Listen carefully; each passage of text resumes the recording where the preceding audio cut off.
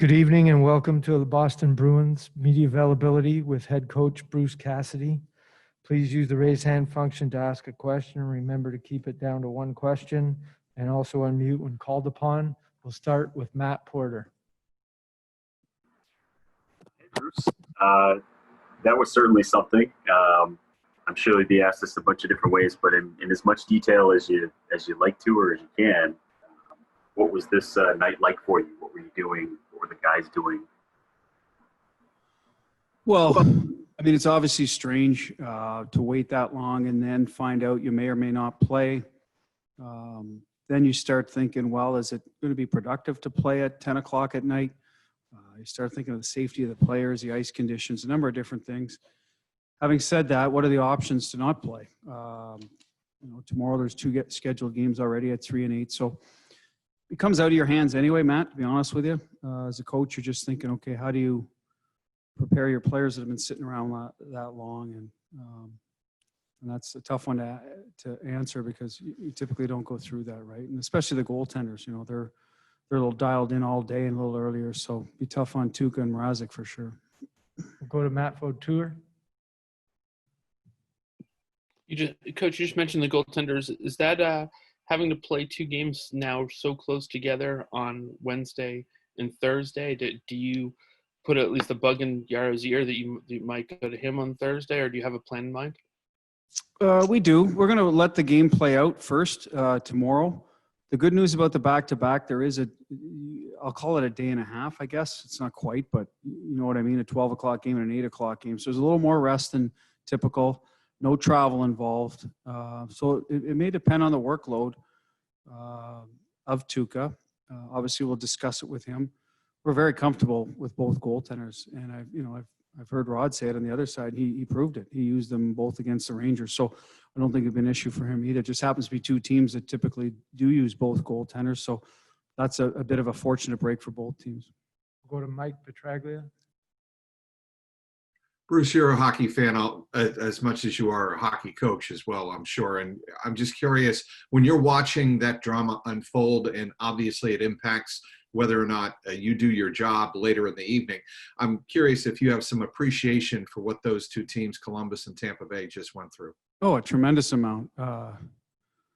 Particularly Columbus, who just played an elimination game Sunday and probably felt they got the short end of the stick in the schedule coming back in an afternoon game a day and a half later, right? So, and really, I'm not criticizing the league. I'm just saying the way this tournament is going, you kind of have to live with the scheduling, and including your practice times, pregame skates, a lot of different things that you're not accustomed or maybe scheduling yourself.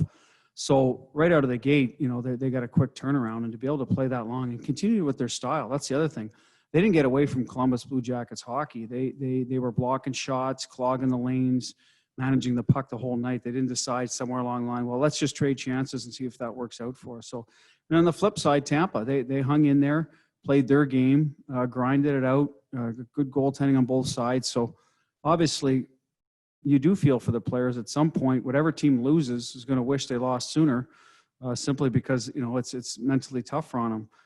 But at the end of the day, I think both teams will come back, and it'll be another great game. The next end game too for both of them. Columbus has proven that in the playoffs, and Tampa, one of the better teams in the league, very resilient group themselves. So great start to what should be a great series. Go to Kevin Dupont. Hi, Butch. Again, we're not there, so if you can try to paint the scene a little for us. I assume you got there as usual, like around 3 o'clock, a couple hours before the game. Did you watch kind of down in the tunnel, or did you watch on TV? And when did you finally get wind that maybe this was going to get rolled ahead to the next day? Yeah, our day, we were at the morning skate this morning. We had an optional. We have our extra guys skate. So we're over there at 8 o'clock, and then we're back around 12:30, 12, something like that. And then we're back to the rink. It wouldn't have been 3 for us, Kevin, an 8 o'clock game, especially without our own workspace. One of the things that you guys don't get to see is we're working out of the bunker suites as coaches, and they're near all where your team locker room is. So we're actually crossing paths with the the Tampa and the Columbus coaches as we're going to work in our suite because they're near us. That's a bit of a unique situation you're just not used to. You don't see the other staff. Maybe in the meal room, correct? We'll see the media guys and you might, say hello or cross paths there. But here you're doing it a lot. So you're trying to stay out of the way. They're cleaning the floors between periods. So now you're limited when you can leave, and you don't want to bump into the other coaches or players coming onto the ice. You don't want to disrupt their sort of routine. So it's a very interesting dynamic in that regard. So we don't go quite as early. We're there at say 5 o'clock, 5:15. And then we watched it on TV in that bunker suite, pretty much the whole thing. And I guess to your last question, I think somewhere around the second overtime, a league representative came down and said, this will be the protocol because you're not going to start on time. Might have been the first overtime. And they kind of walk you through the timeline of, how quick they can turn the ice around and for warm up, et cetera. Then eventually the league made a decision that to call it till tomorrow morning. Go to Mike Loftus. Hi, Bruce. So as you guys are waiting, do you have a locker room that you can use, or? The players do. Absolutely. Yeah. There's 4 locker rooms here. They're all excellent. There's the Leafs, there's the Leafs visitors, the Raptors, and there's a media room, which they've changed into a locker room, which has worked out quite well. So, and the suites that the coaches are working out, there's access to that locker room. But like I say, there's some shared hallways because players are, if you've been to Scotiabank Center, I was going to call it Maple Leaf Gardens, you can know the visiting and the home locker room are very close to each other anyway. So they're not on opposite sides of the rink. So, and the Raptors is just down the hall. So there's a little bit of that, I said, intersection of players, and it's playoffs. So you want to respect their space and time. So you're trying to work around that. So, but the players have their own locker room, their own area to stretch, and medical facilities, and, food was brought in. I don't know, honestly.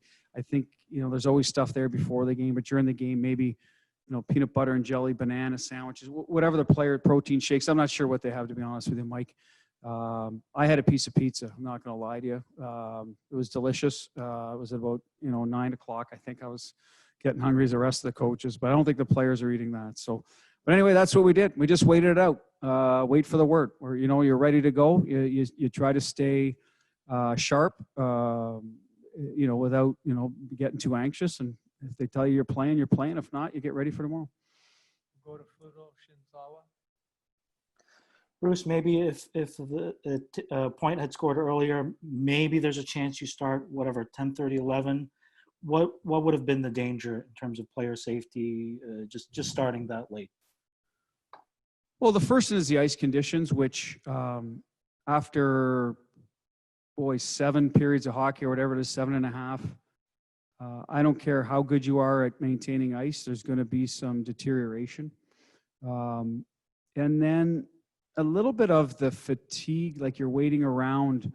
What if our game goes into overtime? Now all of a sudden players are playing at, could be 1 o'clock in the morning, Fluto. Is that right? I mean, is that appropriate for maybe just a 1 overtime game, especially if you've been at the rink since 5 o'clock? So I think there's a little bit of that. I guess the flip side is, it's unique all around this year. So, play a game at 11 o'clock. I just think they made the right call personally for the player safety. We'll get the game in tomorrow. We'll have to deal with the back-to-back situation. So there's always a little adversity somewhere, but we're just, like I said, ready to go tomorrow. And I think, honestly, Fluto, the players can best answer that question about, what their concerns would be. Go to Emily Benjamin. At what point does it start to creep into your mind that this may not happen tonight? And what sort of is the thought process as that happens? Do you just keep watching? Do you start altering your plans and looking at what's going to happen the next day? What goes through your mind at that point? Well, we've done all the work, Emily, for preparation. We had our meetings in the morning, a little bit of Carolina. I got Columbus on my head now after watching them all night. Carolina, systems, our special teams. We do some of those in the morning. We might do the power play once we get to the rink. So we've basically covered all that. That's not going to change in between now and 11 o'clock tomorrow morning. So be a pretty clean slate tomorrow. Get there. Let's play. We've covered everything. And as for, like I said, the league notified us that it may not happen. So that's when you start thinking about, okay, well then what's the advantage of playing tomorrow? and again, it's a little bit of an easier time. I would think players typically are used to practicing at 11:30, somewhere around there. I'm not sure there's very many of them used to starting a game at 10 or well, wouldn't have been 10 o'clock, would have been, I'm guessing, closer to 11 at night. So that part of it, I think, will be a lot easier for the players' preparation. Go to Dan Roche. Hey, Bruce, just kind of following along those lines, put yourself in the shoes of a player. It was the first game, in a Stanley Cup game up here. How excited were they, and how tough is that mentally on them? And also, what was your message to them as you kind of said goodbye and broke it up for the night? Well, I mean, it's tough because we want to play. Coming out of the round robin, we feel that this is what we were getting ready for all season, to be honest with you. This didn't just happen last week. This was started back in October, that we were preparing for building our game towards having another playoff run. That was I think we put that out there openly, that we called it unfinished business. And so now we've done the prep work the last 10 days, plus the 2 weeks at Warrior. And now we're ready to get going. It's 16 teams left. It's best of 7. It's your traditional playoffs. So disappointing we didn't get to play tonight. But once the night drags on, Dan, I think, like I said, players start, well, are we going to play? Is this really happening? So 11 o'clock to me we'll have the same emotion there tomorrow. I really believe that. So it should be, and I think Carolina will be the same. To be honest with you, both teams will get a good night's sleep and they'll be back to work tomorrow. Our last question will be from Sophia Yurkskovich. Hi, Bruce. I know you answered many times of what was going on while you guys were waiting, but you said you were in the coach's bunker. Did you have eyes on the guys in terms of the trainers and what they were getting them to do? Were they allowing them to kick the ball around? Did they want them to keep loose, stretch, or preserve some of that energy? Can you fill me in there, or did you not have eyes on them that much? In and out. I was watching the game, so were they. No soccer allowed in this that I've seen yet, unless the guys found a hallway. I may be wrong on that, Sophia, but because of the closeness, proximity of the locker rooms and the players coming and going, that our warm-up time is when they're still playing. So I imagine that they've decided to outlaw that, but they could have done that where I didn't found a quiet spot, to be honest with you.